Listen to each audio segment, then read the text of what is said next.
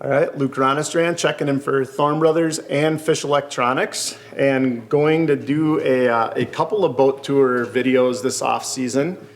And we have a lot of big changes coming here with the 680 and the Z521. And what we have here is this is a 1989 Ranger 680C, and this boat is my dad and my original muskie boat. We bought this in 1993, and believe it or not, is in a lot better shape today than when we got it. I've had a lot of help with this boat. A really good friend named Chad Weenum, he actually took this boat and took it down to bare fiberglass and brought it back. This boat had all kinds of stress cracks and was sun faded, and was really in bad shape.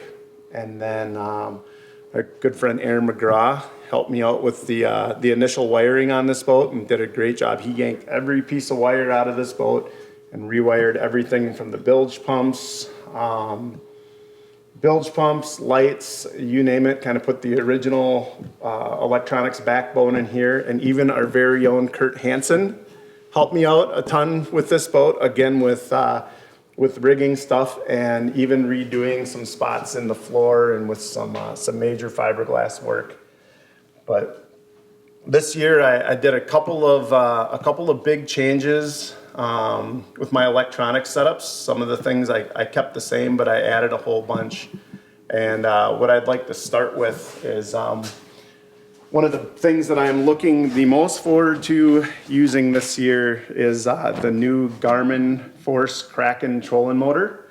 And a couple of reasons why I went with this trolling motor. Number one is it's very robustly built. Number two, it's brushless. Actually, there's gonna be a whole bunch of reasons. It's brushless and it's incredibly quiet. And as we all know, you guys hear me talk about fishing pressure and how old and how smart a lot of our muskies are. Anything that you can do to get an advantage on these fish, you got to do it. And quiet, brushless trolling motors are definitely a thing. It's brushless trolling motors have been paying dividends for Great Lakes smallmouth bass, and they're also very powerful. The other thing that I think is really cool with these trolling motors is the way that they integrate the live scope into them. You'll see here is an LVS 34.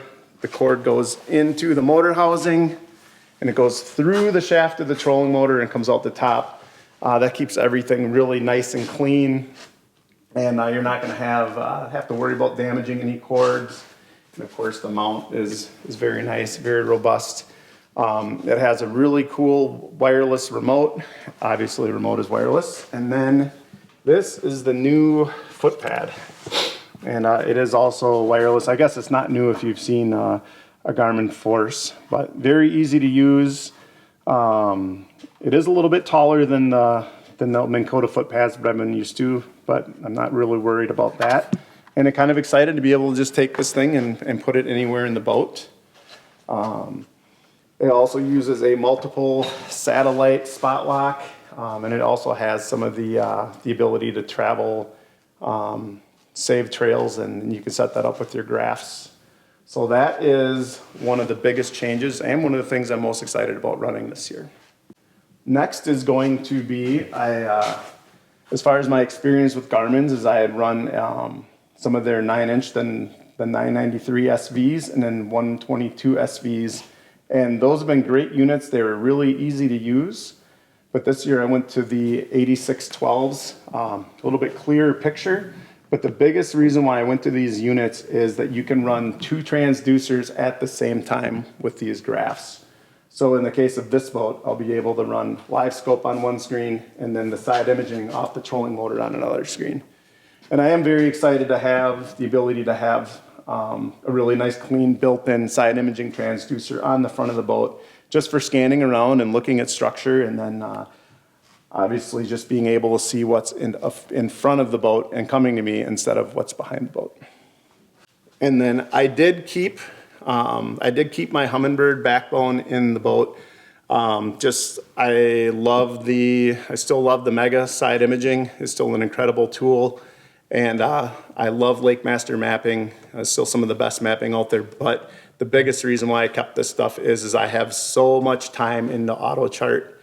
And so many of the areas and lakes and different places that I fish, I have auto charted. I absolutely love that feature. It's so easy to use. You'll see in some of the video stuff that we're going to be releasing soon what a valuable tool that is for just being able to scout a spot, map it, and then be able to turn around, fish it, and fish it effectively and catch fish. These two units are connected by an Ethernet cord. And then with the Garmin units, I ran, Fish Lectronics ran a 5-port box for me, and did this for a few reasons. And probably the biggest of those is to be able to run the graphs from several spots. Obviously, I have a spot on the bow, have a spot on the console, and then for when I'm guiding out of this boat, had another set of power cords and Ethernet where we can take and run it on one of the tracks right back here. So again, just being able to move these graphs around the boat and anything that you can do to save any strain on your neck. I really enjoy having a graph here when I'm fishing out of the back because you can just glance down and look forward as you're fishing along. But that is what I'm doing for new trolling motors and new electronics, and now I'm going to show you some of the other stuff that I've already had in this boat. All right, got a long list here.